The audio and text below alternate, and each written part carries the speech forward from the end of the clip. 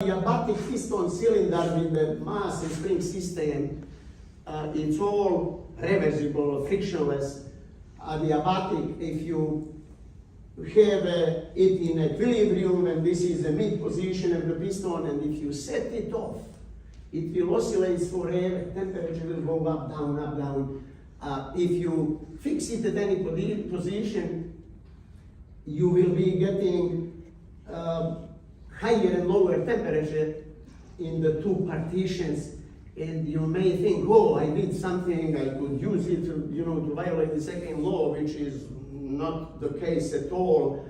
It is basically dynamic equilibrium. It's like a pendulum going back and forth, and more is in my publications, but that's interesting thing to say and talk about. And then Carnot-Clausius equality.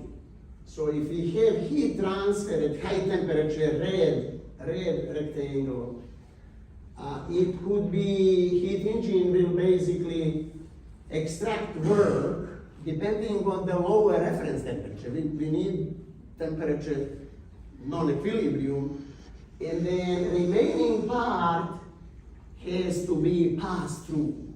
And some people call it heat loss, and that's very wrong. The part that we must give away in heat engine is the very useful quantity, same as heat at high temperature, and the reason we must do it, we have to take entropy out. Heat engines, and pay attention with me, and we're talking about cyclic analysis.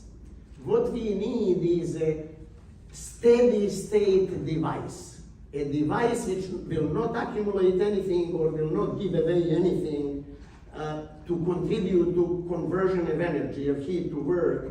And then if we have a steady state device, that's all needed. But because it's not easy to do it in a steady state, we do in a quasi-steady state. That's a cyclic operation. So we basically go around and come back where we were, repeat it as long as we say. Those devices are meant to be perpetual, to last forever until they break or needed maintenance. And then this is necessary, that heat at low temperature is equally important as a high temperature, because heat brings entropy with it in an engine, and then I got work by lowering its own temperature, and then I need also to get out the entropy which came with heat, and that's actually now passing it to the low temperature. And there comes the ratio that entropy in reversible processes in and out is the same, so Q high over T H is equal to Q low over, and then being reversible, it may be combined in any way, and that's done in a power cycles, in refrigeration cycles, heat pump cycles, and so on. And this is a very important thing to pay attention to. And then these are two papers I could stop now that you could get online. One is written recently, not finished, doesn't have any figures yet. I have to work on it and finish. I was preparing it for this event. And the other one is published last year. It's my lifelong paper where I tried to put everything I thought is important in thermodynamics, and it's published in that special issue dedicated to my 70th birthday, and that was 2 years ago.